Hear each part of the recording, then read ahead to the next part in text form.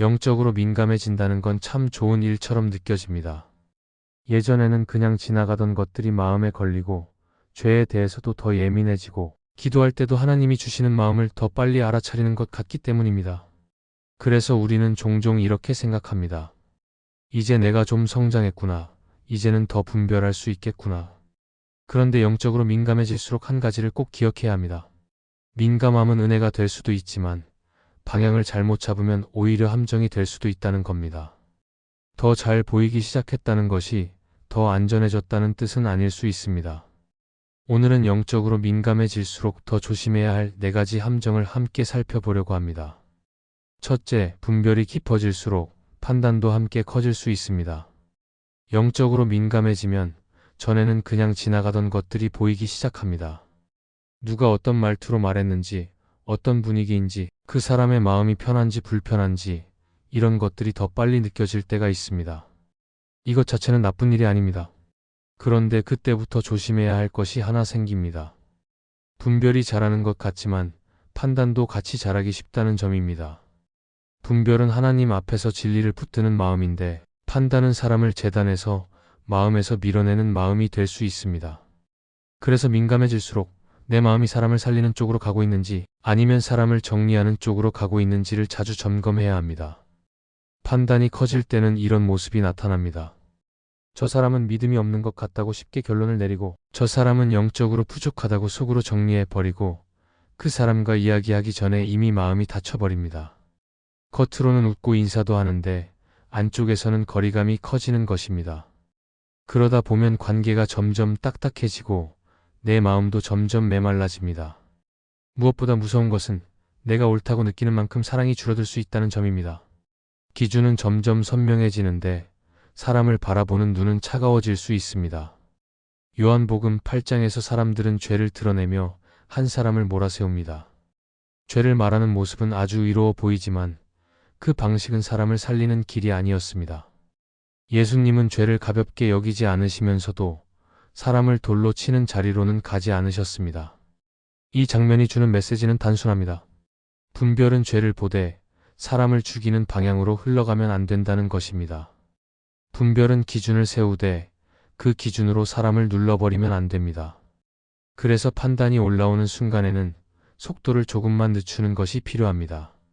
지금 내가 본 것이 사실인지 아니면 내 기분이 만들어낸 해석인지 잠깐 멈춰서 확인해 보는 것입니다.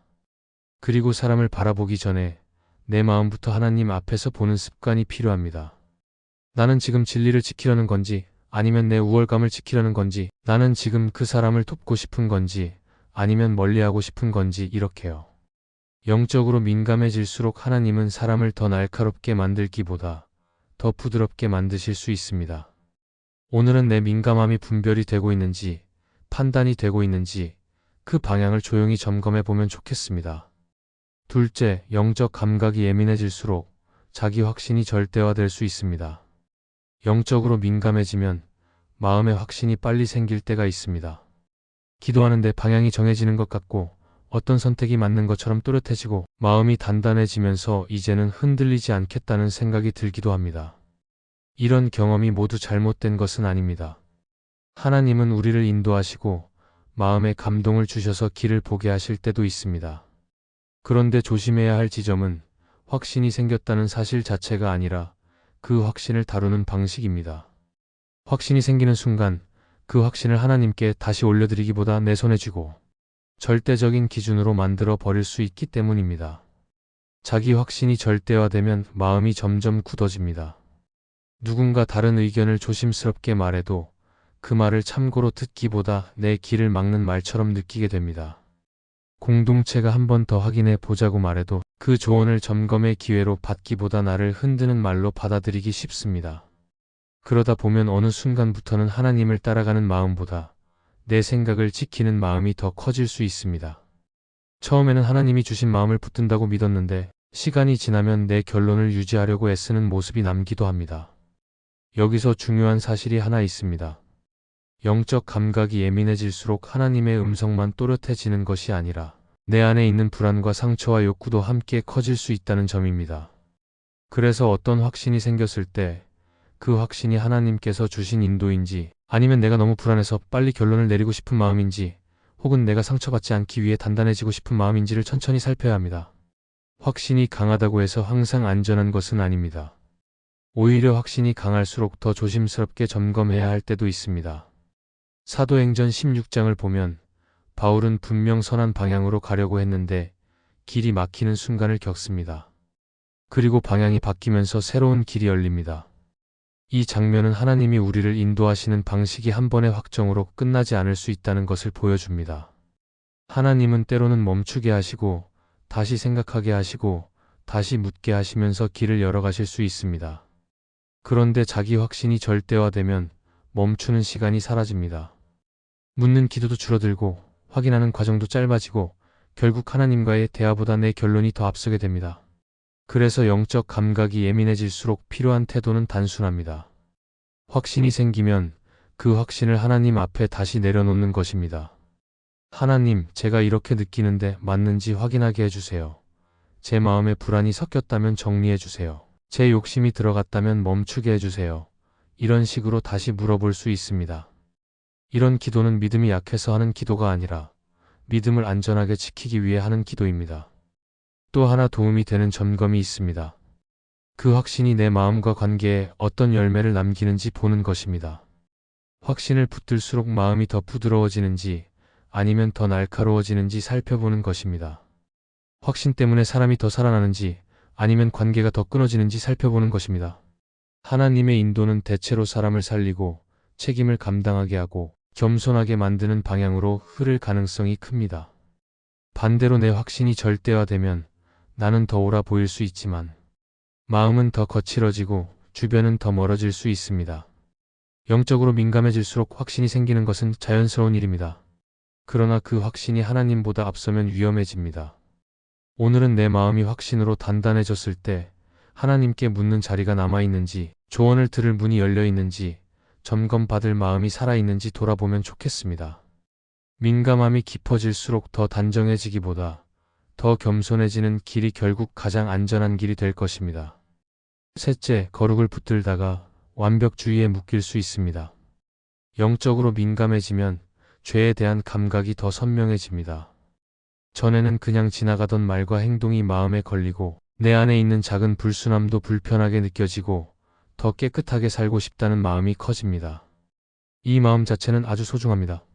하나님께 가까이 가고 싶다는 뜻이고 삶을 바꾸고 싶다는 뜻이기 때문입니다. 그런데 이 마음이 어느 순간부터 방향을 잃으면 거룩을 붙드는 마음이 완벽주의로 바뀌기 시작합니다. 거룩은 하나님께 더 가까이 가는 길인데 완벽주의는 나를 계속 몰아붙여서 숨이 막히게 만들 수 있습니다. 완벽주의가 들어오면 신앙의 기준이 조금씩 바뀝니다. 하나님을 사랑해서 순종하기보다 실수하면 안 된다는 마음이 앞서고 넘어지면 끝난 것처럼 느껴지고 마음이 늘 긴장 상태로 굳어집니다. 그래서 기도도 편안한 대화가 아니라 점검표처럼 변하고 말씀도 위로가 아니라 채점표처럼 느껴질 수 있습니다. 예배를 드려도 쉼이 되기보다 나는 지금 괜찮은가를 계속 확인하게 됩니다. 그러다 보면 더 거룩해지려고 애쓸수록 오히려 하나님 앞에 나아가는 일이 부담스러워지고 연약함을 숨기게 되고 결국 마음이 더 메말라질 수 있습니다. 겉으로는 단정해 보이는데 속은 계속 지치고 있는 상태가 됩니다. 갈라디아서 3장에서 바울은 성령으로 시작했다가 왜 다시 자기 힘으로 끝내려 하느냐고 말합니다. 은혜로 시작했는데 어느 순간부터는 내가 더 잘해야 하나님이 기뻐하실 것 같고 내가 더 완벽해야 안전할 것 같고 내가 실수하면 하나님이 멀어질 것 같다고 느끼는 순간이 생긴다는 뜻입니다. 그런데 하나님은 우리가 완벽해서 사랑하시는 분이 아니라 사랑하시기 때문에 우리를 붙드시는 분입니다. 그래서 거룩을 붙들 때 중요한 방향은 완벽해지려는 방향이 아니라 하나님께 더 자주 돌아오는 방향입니다. 넘어지지 않는 사람이 되는 것이 목표가 아니라 넘어졌을 때 숨지 않고 돌아오는 사람이 되는 것이 목표가 되어야 합니다. 이럴 때 실제로 도움이 되는 선택은 아주 단순합니다. 내가 요즘 거룩을 붙든다고 하면서 스스로를 너무 몰아붙이고 있는지 먼저 알아차리는 것이 필요합니다. 그리고 마음이 무거워질 때는 오늘은 완벽해지려는 마음을 내려놓고 다시 은혜로 돌아가겠다고 정리하는 것이 좋습니다. 기도를 길게 못해도 괜찮고 뜨거운 감정이 없어도 괜찮습니다. 하나님, 제가 지쳤습니다. 다시 붙들어 주세요. 이렇게 짧게라도 솔직하게 말할 수 있으면 충분합니다. 거룩은 숨막히는 경주가 아니라 하나님께 가까이 가는 걸음입니다. 그러니 민감함이 커질수록 나를 더 다그치기보다 하나님의 은혜 안에 더 깊이 머무는 길을 선택하면 좋겠습니다. 넷째, 영적 체험이 늘수록 평범한 순종을 가볍게 볼 수 있습니다. 영적으로 민감해지면 하나님이 마음에 주는 감동이 더 자주 느껴질 수 있고 기도 중에 강한 확신이 들기도 하고 어떤 순간에는 특별한 은혜를 경험하기도 합니다. 그런데 이런 경험이 쌓일수록 조심해야 할 함정이 하나 생깁니다. 평범한 순종이 너무 작아 보여서 손이 잘 가지 않는 것입니다. 말씀 한 장을 조용히 붙드는 일, 꾸준히 기도하는 일, 정직하게 일하는 일, 가족에게 부드럽게 말하는 일, 이런 것들은 눈에 띄지 않습니다. 그래서 마음은 자꾸 더 강한 체험, 더 큰 감동, 더 특별한 순간을 찾게 되고 그 사이에 하나님이 가장 많이 만지는 자리인 일상이 비어버릴 수 있습니다. 열왕기하 5장에서 나아만 장군은 병이 낫기를 원했고 마음속으로는 크고 대단한 방법을 기대했습니다. 그런데 하나님은 선지자를 통해 아주 단순한 길을 줍니다.